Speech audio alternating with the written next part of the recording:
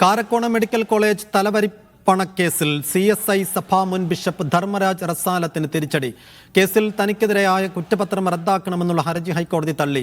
ED കേസിലാണ് തിരിച്ചടി.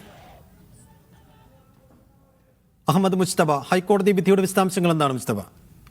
തിരുവനന്തപുരത്ത് കാരക്കോണം CSI മെഡിക്കൽ കോളേജിൽ പ്രവേശനത്തിനുമായി ബന്ധപ്പെട്ട് ഒട്ടേറെ പേരിൽ നിന്ന് തലവരിപ്പണം വാങ്ങിയതിൽ ED നേരത്തെ രജിസ്റ്റർ ചെയ്ത കേസാണ്. ആ കേസ് റദ്ദാക്കണമെന്നാവശ്യപ്പെട്ട് ആണ് ഈ ഹൈക്കോടതിയിൽ പ്രധാനമായും ഹർജി നൽകിയിരുന്നത്. റസാലത്തിന്റെ ഹർജിയിൽ പ്രധാനപ്പെട്ട വാദം അതായിരുന്നു. കഴിഞ്ഞ തവണ ഈ ഹർജി സംബന്ധിച്ച വാദം പൂർത്തിയാവുകയും ചെയ്തിരുന്നു. പ്രത്യേകിച്ച് ഈ തുക വിനിയോഗം സംബന്ധിച്ച് വ്യക്തത വരുത്തുന്നതിന് ജസ്റ്റിസ് VG അരുൺ ഒരാഴ്ചത്തേക്ക് വീണ്ടും ഹർജി മാറ്റുകയൊക്കെ ചെയ്തിരുന്നു. 28 രക്ഷിതാക്കളിൽ നിന്നായി 7 കോടി രൂപയിലധികം കോഴ വാങ്ങിയെന്നാണ് കേസ്. എന്നാലും താൻ നേരിട്ട് പണം വാങ്ങിയിട്ടില്ല, മാത്രമല്ല ഇപ്പോൾ ഈ ആരോപിക്കുന്ന കുറ്റം കള്ളപ്പണം വെളുപ്പിക്കൽ നിരോധന നിയമത്തിന്റെ പരിധിയിൽ വരില്ല എന്നതുൾപ്പെടെയുള്ള വാദങ്ങളായിരുന്നു ഉന്നയിക്കപ്പെട്ടിരുന്നത്. എന്തായാലും ആ ഹർജി ഹൈക്കോടതി തീർപ്പാക്കിയിരിക്കുന്നു, ഹർജി തള്ളിയിരിക്കുന്നു. പ്രധാനമായും ഈ തലവരിപ്പണ കേസിൽ തനിക്കെതിരായ കുറ്റപത്രം റദ്ദാക്കണമെന്നുള്ള EDയുടെ കുറ്റപത്രം റദ്ദാക്കണമെന്ന് ആവശ്യപ്പെട്ടുള്ള ഹർജിയാണ് ഹൈക്കോടതി തള്ളിയിരിക്കുന്നത്. ധർമ്മരാജ് റസാലത്തിന് വൻ തിരിച്ചടിയാണ്. നേരത്തെ സമർപ്പിച്ച കുറ്റപത്രത്തിൽ വിശദമായി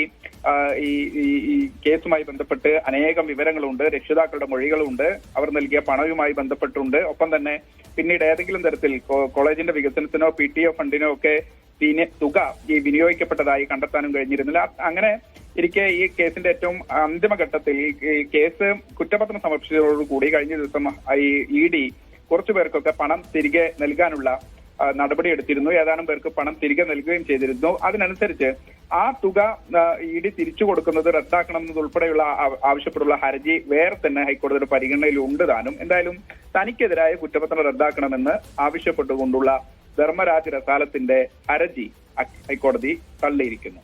ശരി മുസ്തഫ.